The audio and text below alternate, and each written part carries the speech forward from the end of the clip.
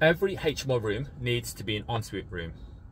Now, if it's a room for working professionals, that definitely needs to be an ensuite room. If it's a room for supported accommodation, then I would argue that if you want to future-proof your product, that also needs to be an ensuite room. So this morning, one of my business partners noticed a post on one of the Facebook property groups. They're really good, by the way. They're really helpful. And the post, the original poster, somebody who's quite experienced in the business, said that HMO rooms don't need to be ensuite rooms. And there was a lot of comments, a lot of replies agreeing to that. So I thought, as somebody who believes the complete opposite, and as somebody who's been in the business for over 20 years, and we let and manage, I think, around about 600 units in and around Birmingham ourselves, I thought I'd weigh in on the conversation. So personally, I believe that every room needs to be an ensuite room, as long as that room is big enough, or the property is big enough, then it needs to fit an ensuite. If the room isn't big enough, or the property isn't big enough to have an ensuite, then that property should not be a HMO. And the reason for this is simple. It's purely because you get higher rent and you get lower void periods. The void period, the space between when a tenant moves out and when a new tenant moves in, can be absolutely crippling to your property investment. Not many property investors or landlords talk about this as a subject, but it's what can make or break your investment. So that void period is really, really important. Also, historically, let's say 2 to 3 years ago, if you've got, let's say, a standard bedroom with a shared bathroom, and you've got the same bedroom, same decor, same standard and everything, but with an ensuite, the ensuite room would historically get about £50 extra per month, more per month. These days, so the last 1 or 2 years, price difference, the premium for an ensuite, has actually gone up to £100 to £125 extra per month. So the same room, same standard, same size, only if it's got an ensuite, in the Midlands, we are getting £100 to £125 more per month for that room. And that difference is only going to increase over time, and it's simple. People want ensuite rooms. That's that. So the scale of demand from where tenants start and where they want to end up starts with shared bathrooms, so bedrooms with a shared bathroom at the lowest end of the scale. Next up from that, so it's only one next up from that, is an ensuite room.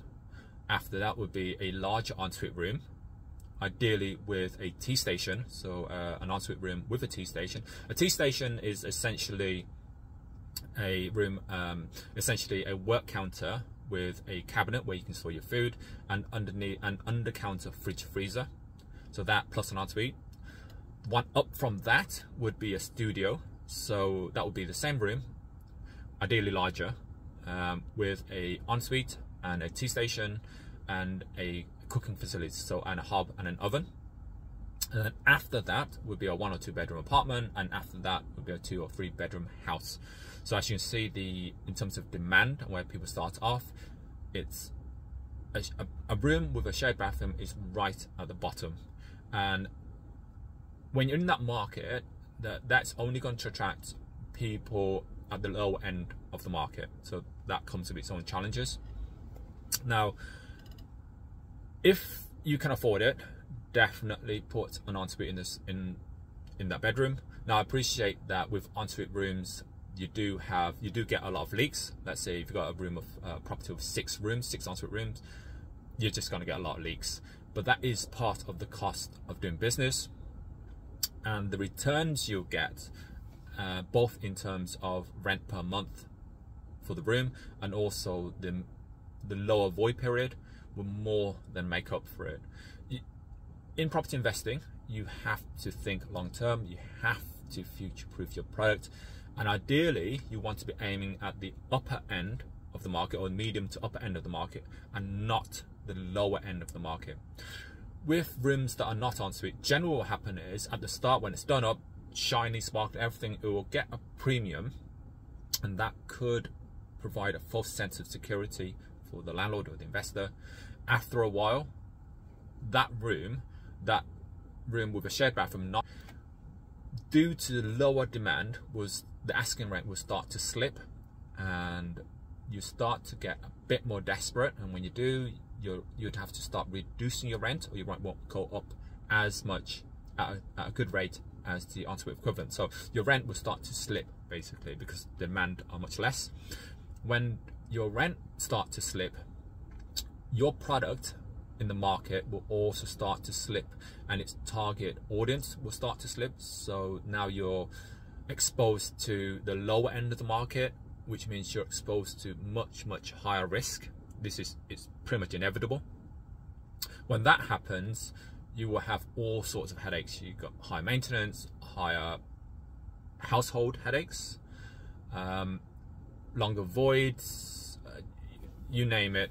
You do not want to be operating in that market. So unfortunately, it will happen when you have a room that doesn't have an ensuite. That room will start to dip into the lower end of the market over time, purely because people want ensuites, and the future is people want ensuite, they want studios, then they want apartments, then they want houses. In this day and age, nobody wants a room with a shared bathroom. If they do, it's because they specifically want a cheap room. And when people want a cheap room, that generally creates more issues for you because of that tenant profile, and obviously the return on your investment isn't as good when you could just fit an ensuite if you had the opportunity to.